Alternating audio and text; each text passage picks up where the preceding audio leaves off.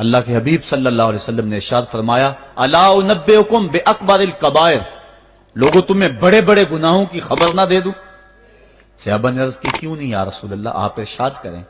فرمایا الاشراک باللہ وعقوق الوالدین وجلس وکان متکئا قال الا وقول الزور والشہادۃ الزور۔ حضور فرمایا ایک اللہ کے ساتھ کسی کو شریک ٹھہرانا، اور دوسرا کسی انسان کو قتل کرنا، تیسرا والدین کی نافرمانی کرنا۔ اور حضور اس موقع پہ ٹیک لگائے بیٹھے تھے، ٹیک چھوڑ کے آگے ہو گئے، وجلس وکان متکئا، آگے ہو گئے، اور حضور نے 3 مرتبہ اس بات کو کہا، اور پھر فرمایا اور جھوٹی گواہی دینا اور جھوٹی شہادت دینا۔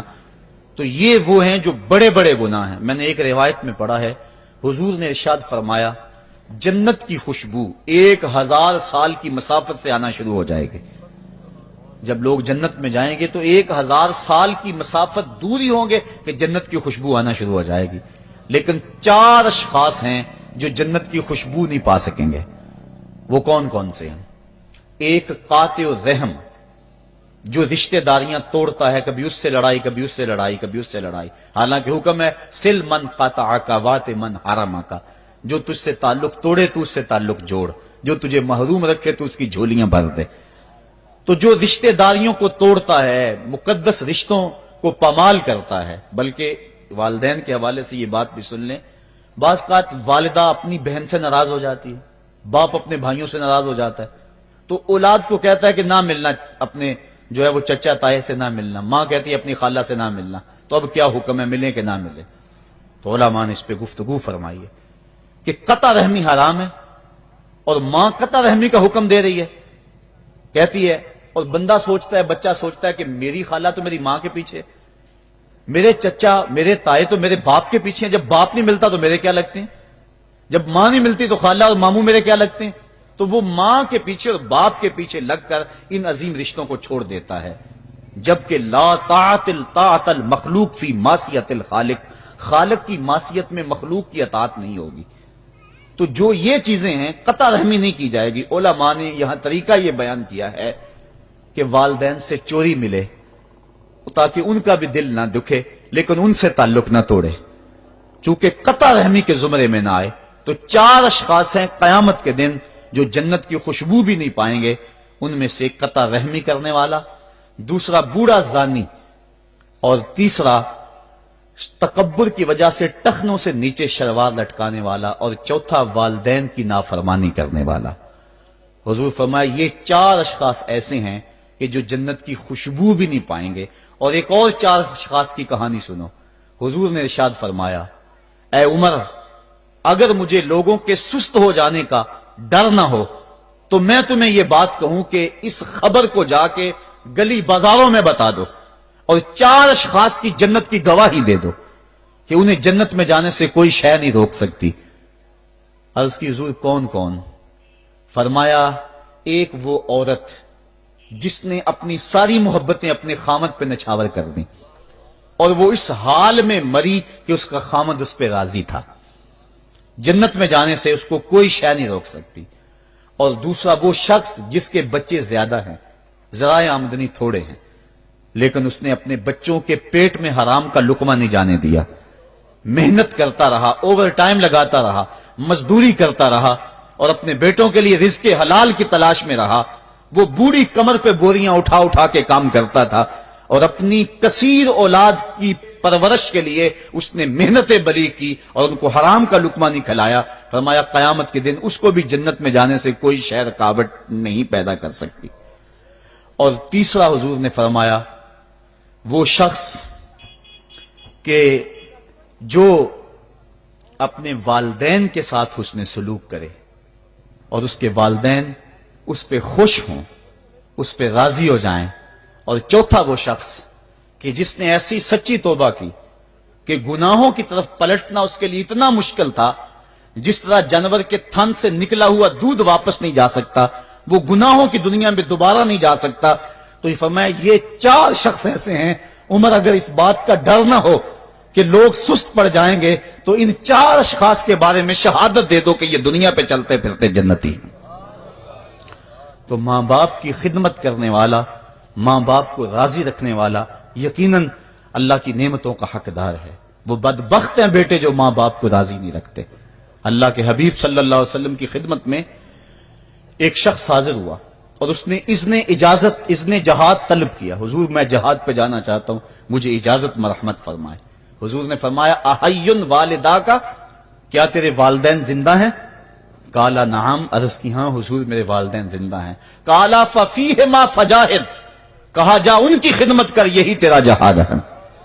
ماں باپ کو بلکتا ہوا چھوڑ جائے اور آپ جہاد پہ چلا جائے، ماں فالج میں گری ہوئی ہے اور بیٹا تبلیغی گشت پہ چلا جائے، باپ تڑپ رہا ہے اور بیٹا پیر کی چوکھٹ پہ جھاڑو دیتا پھرے، اللہ راضی نہیں ہوگا۔ میں سچ کہتا ہوں، اپنے بھی خفا مجھ سے ہیں بیگانے بھی ناخوش، کہ میں زہر حلاحل کو کبھی کہہ نہ سکا کند، بات وہی کہتا ہوں سمجھتا ہوں جسے حق، نئے ابلہ مسجد ہوں نئے تہذیب کا فرزند، محمد عربی صلی اللہ علیہ وسلم سے بڑا پیر کون ہو سکتا ہے؟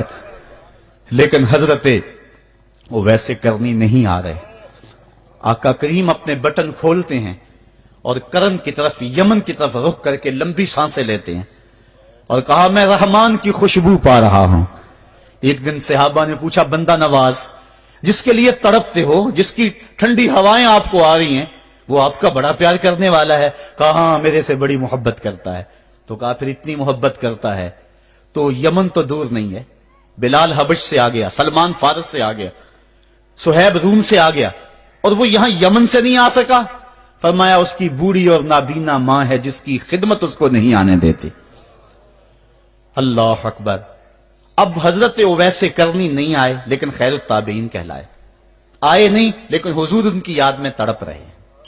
اللہ، بلکہ حضور نے فرمایا کہ کوئی جائے اویس بن عامر کو ملے اور جب ملے تو اس کو کہنا میری امت کی بخشش کی دعا کرے۔ جو ماں باپ کی خدمت کرتا ہے اس سے ثابت ہوا اس کی دعائیں قبول ہوتی ہیں۔ میں نے ایک روایت میں پڑھا ہے کہ جو آدمی روزانہ اپنے والدین کے لیے دعا کرے، والدین زندہ ہوں تب بھی، والدین فوت ہو گئے ہوں تب بھی، یہ عادت بنا لے، روزانہ ماں باپ کے لیے دعا کرے، ساری زندگی اس کے رزق میں بے برکتی نہیں آئے گی، اللہ اس کو رزق کی فراوانی عطا کر دے گا۔ اور جو والدین کے لیے دعا نہیں کرتا اللہ تعالیٰ کی رحمتوں سے محروم ہو جاتا ہے۔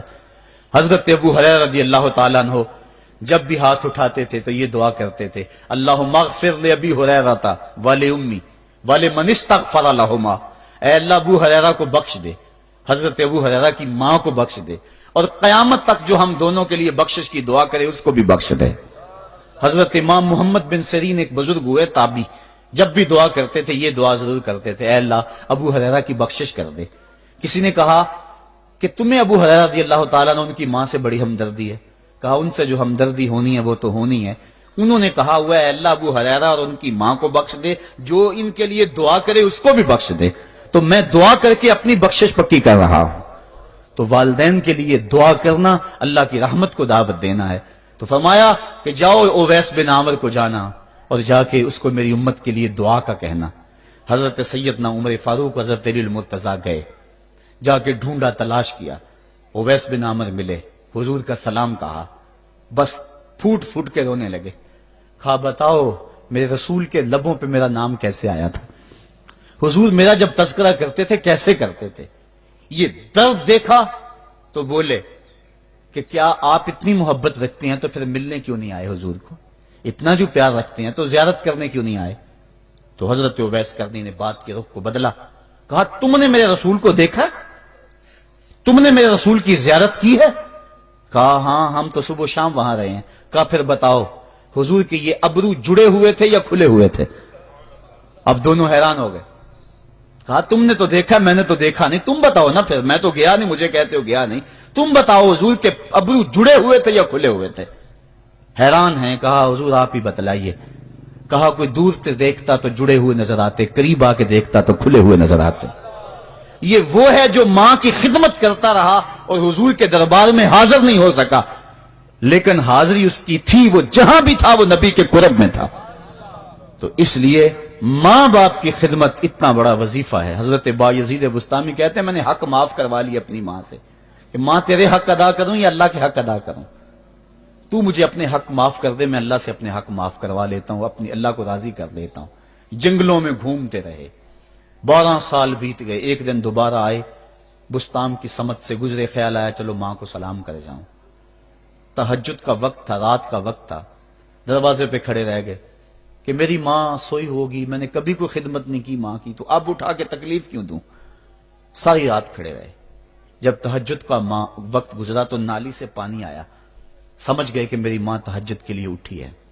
दरवाजे के करीब हो गए तो मां ने हाथ उठा लिए, कहा अल्लाह, मेरा बेटा बा यजीद तेरी तलब में निकला हुआ है, मैंने उसे अपने हक माफ कर दिए, तू उसको अपना विसाल अता कर दे। हजरत बा यजीद दरवाजा खटखटाने लगे और मां के कदमों में लिपट गए और रो के कहने लगे, जिस रब को मैं जंगलों में तलाश करता हूं वो तो रब मेरी मां के पास है। तो मां की दुआओं में अल्लाह की रिजा है। मां राजी हो जाए तो समझ लो खुदा राजी है। अल्लाह ताला जल्ला शानहू ने इरशाद फरमाया, वक़दा रब्बुका अल्ला ताबुदू इल्ला इय्याहु, तेरे रब ने यह तय कर दिया है कि उसके अलावा किसी की पूजा नहीं करोगे। व बिल वालिदैन इहसाना, और वालिदैन के साथ उसने सलूक से पेश आओगे।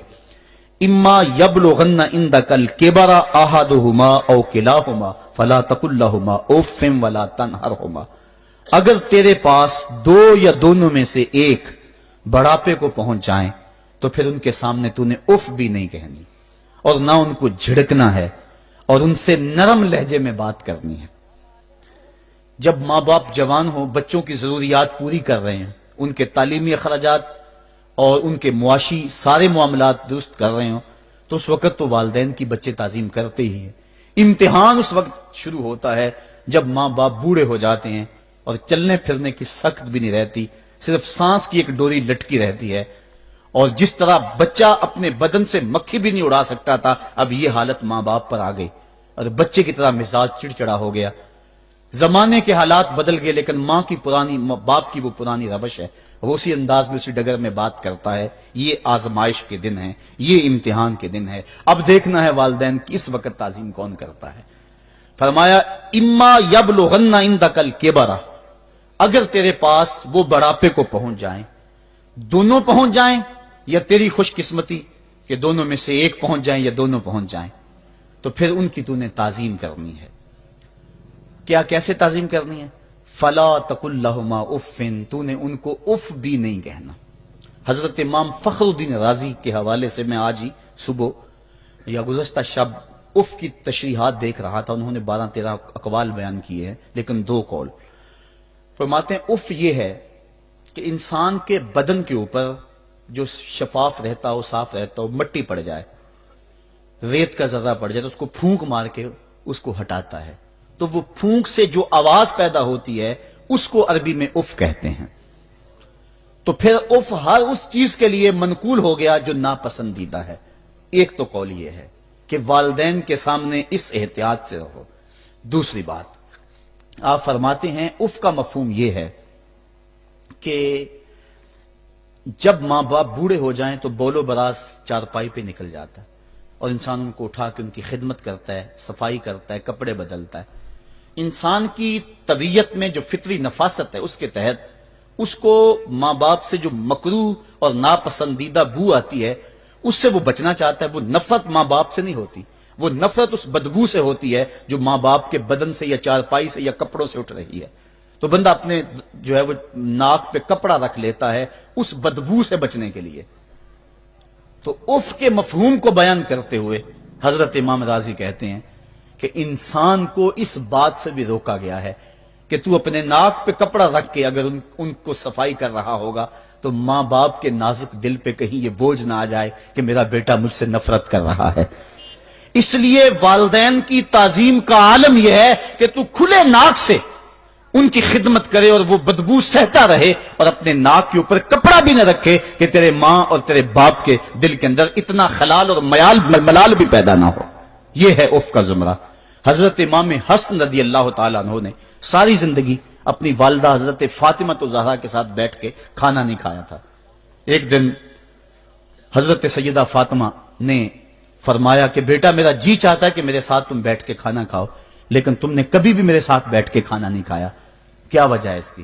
तो हजरत इमाम हसन फरमाने लगे, अर्ज करने लगे, अम्मी मैं इस डर से आपके पास बैठ के खाना नहीं खाता कि कहीं किसी लुकमे की तरफ आपकी नजर बढ़ जाए और मैं अदमे आगही की वजह से अपने हाथ को उस लुकमे के पे डाल लूं और ना जान सकूं कि इस लुकमे को उठाने का इरादा मेरी मां के दिल में पैदा हो चुका है और मैं अल्लाह की रहमतों से महरूम हो जाऊं, इस डर से मैं आपके साथ बैठ के खाना नहीं खाया करता।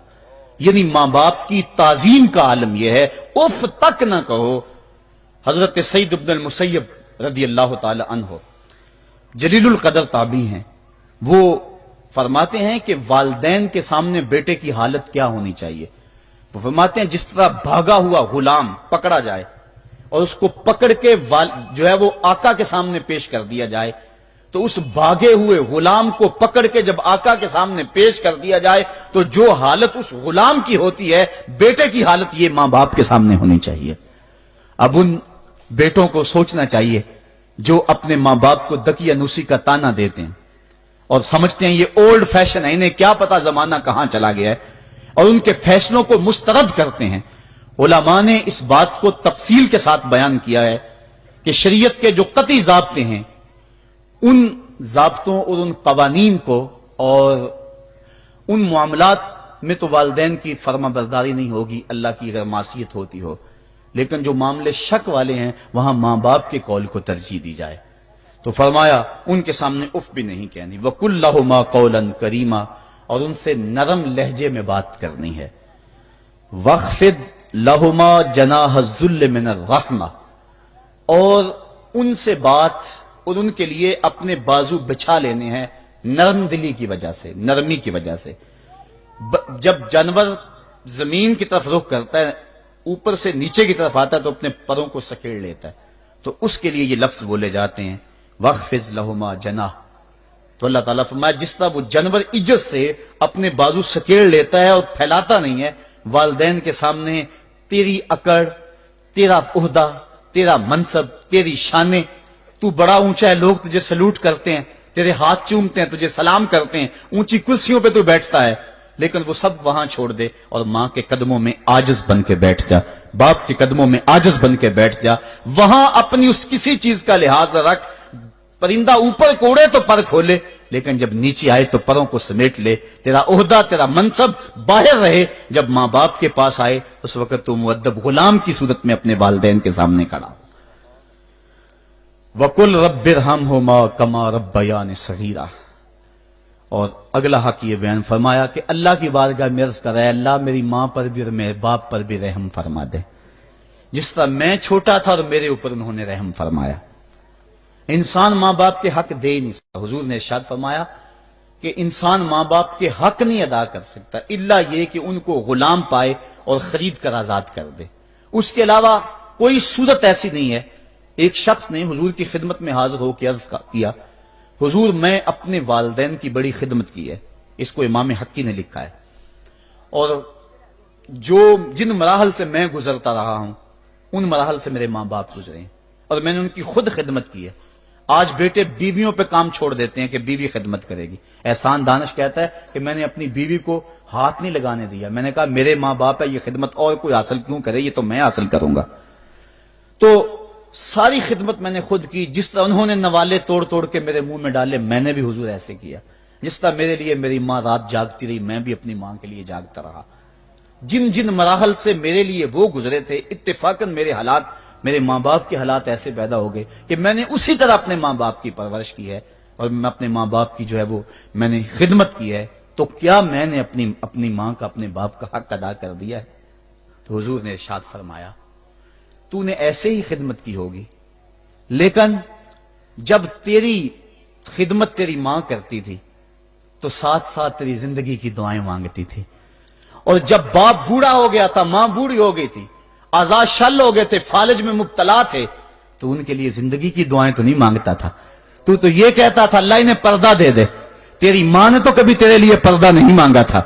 बेटा लूला हो, बेटा लंगड़ा हो, मां कभी नहीं कहती बेटे को डॉक्टर जवाब दे दे, मां कभी नहीं कहती कि मेरे बेटे को अल्लाह पर्दा दे दे। मां यही कहती है मालिक मुझे ले ले, मेरे बेटे को जिंदगी दे दे, मैं सब कुछ बेच देती हूं, अपना जेवर बेच देती हूं, मेरे बेटे की सेहत बच जाए, मेरे बेटे की जिंदगी बच जाए। मां की मौजूदगी में कोई कह भी नहीं सकता باپ کے لیے تو کہہ دے، ماں کے لیے تو کہہ دے بڑی تکلیف ہے تیرے باپ کو، بڑی تکلیف ہے تیری ماں کو، اللہ کرے اب پردہ ہی عطا کر دے۔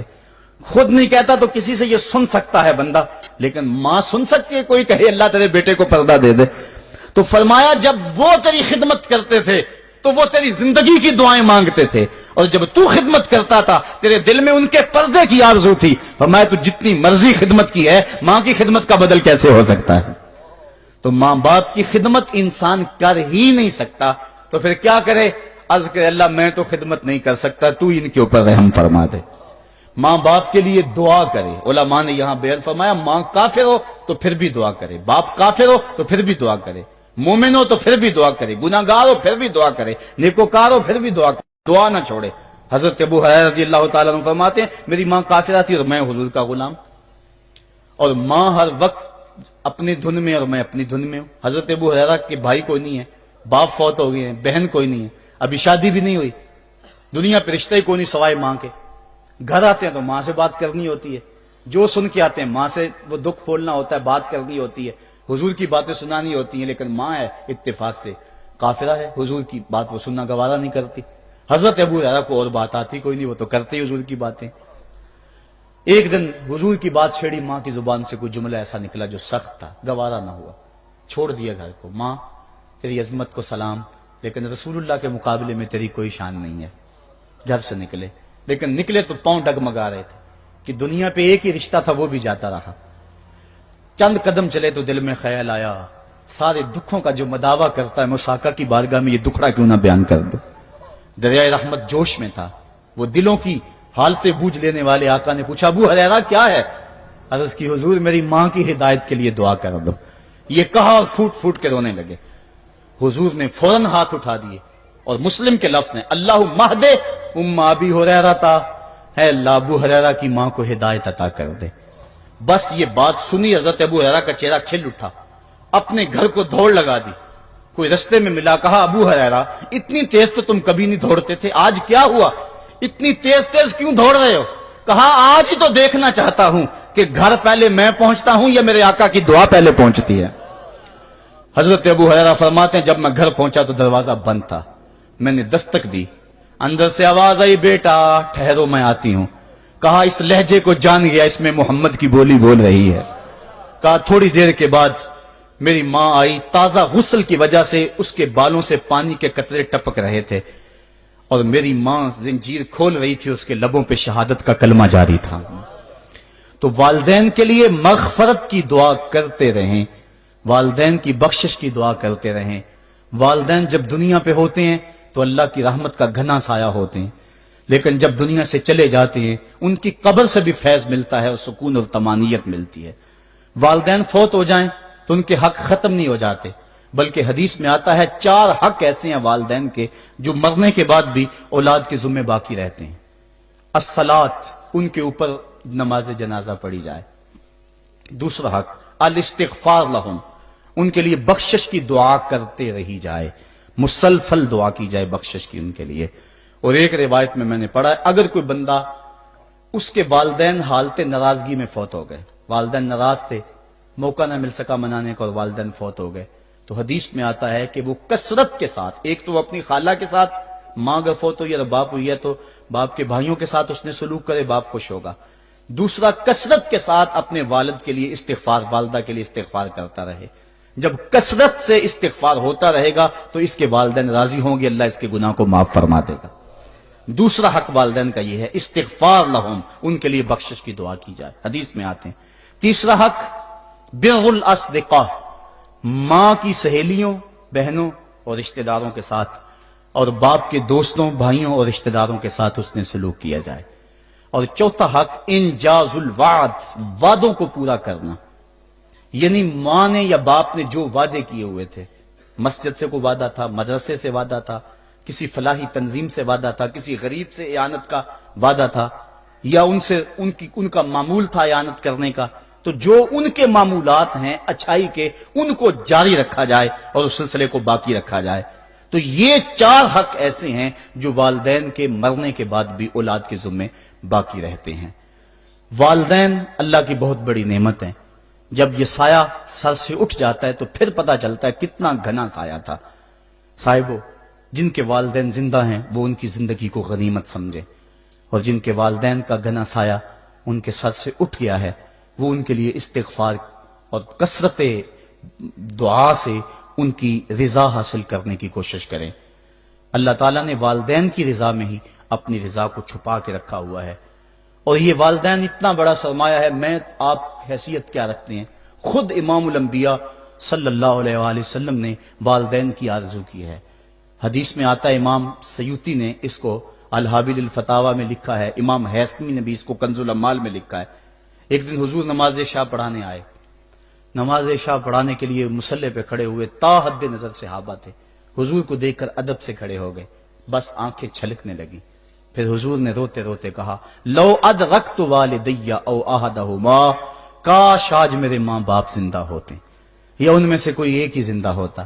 انسان نے دکھوں کی زندگی گزاری ہو، بعد میں اللہ خوشحالیاں دے دے تو انسان آرزو کرتا ہے کہ کاش آج میرے ماں باپ زندہ ہوتے، میرے دکھوں بڑا دور دیکھا تھا، آج سر پہ عزتوں کی سجی ہوئی دستار بھی دیکھتے، میری غربت دیکھی تھی، دولت کی ریل پیل بھی دیکھتے، میرے گھر میں پریشانیاں دیکھی تھی، میرے گھر کے آنگن میں محبتوں کے کھلے ہوئے گلاب بھی دیکھتے۔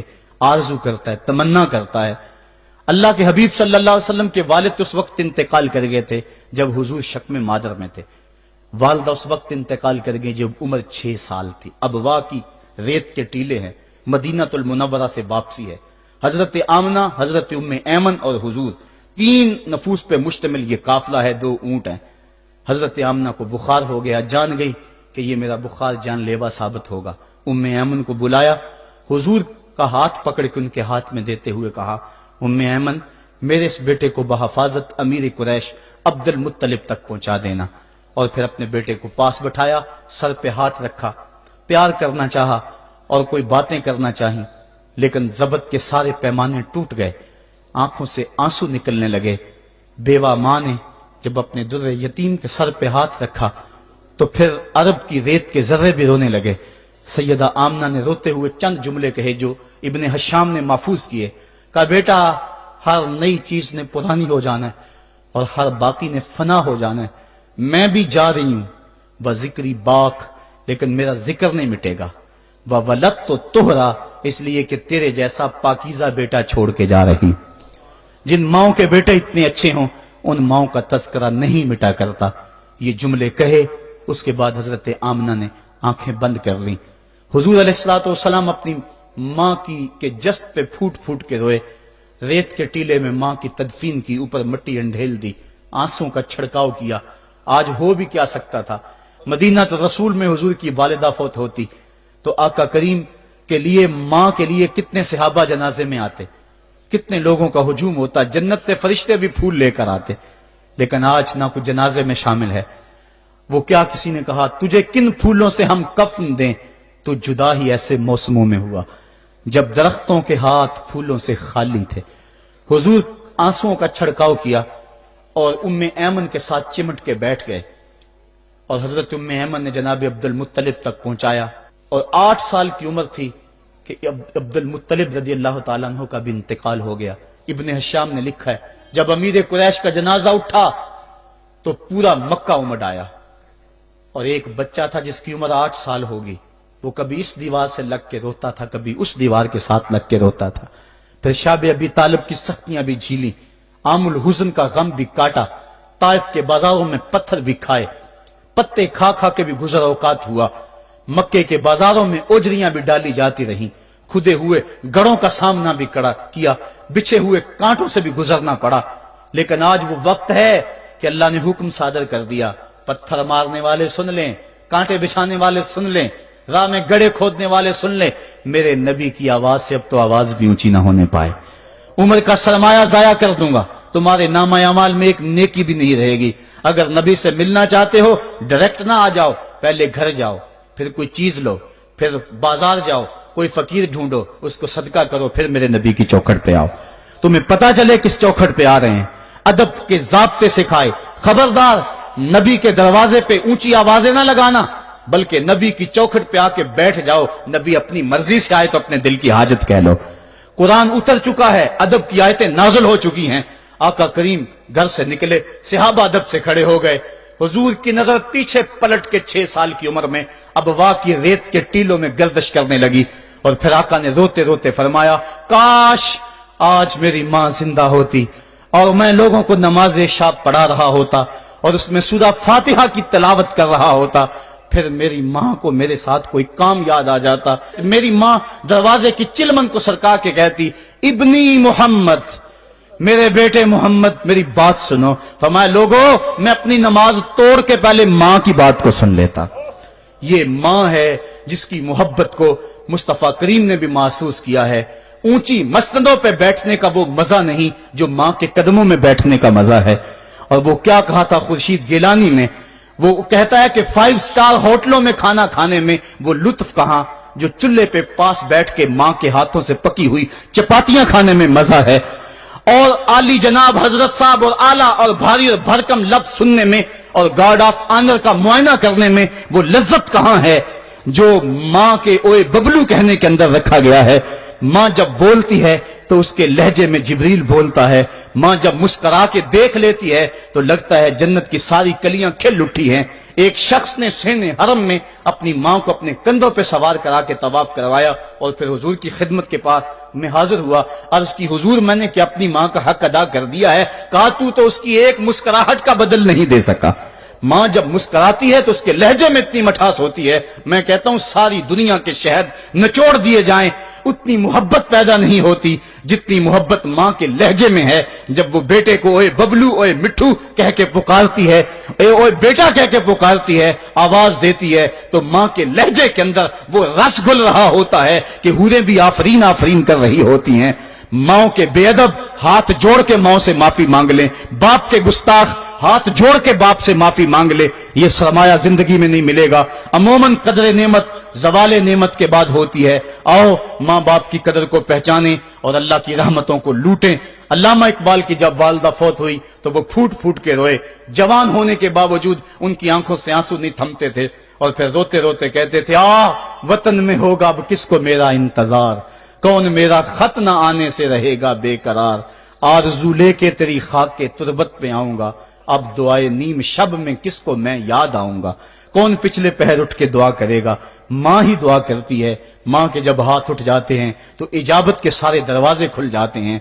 मां जब बोलती है और दुआ के लिए हाथ उठा देती है, अल्लाह रहमत के सारे दरवाजे खोल देता है और करीब आके मां की फरियाद को सुनता है। मां की दुआ जो औलाद के हक में है, मजलूम की दुआ और मुसाफिर की दुआ, हदीस में आता है ये 3 दुआएं ऐसी हैं जो रद्द नहीं होती। तो मां की दुआएं लें, उनकी खिदमत करें और वालिदैन की रिजा चाहें। अल्लाह मुझे आपको तौफीक अमल नसीब फरमाए। वाखिर दावाना अल्हम्दुलिल्लाहि रब्बिल आलमीन।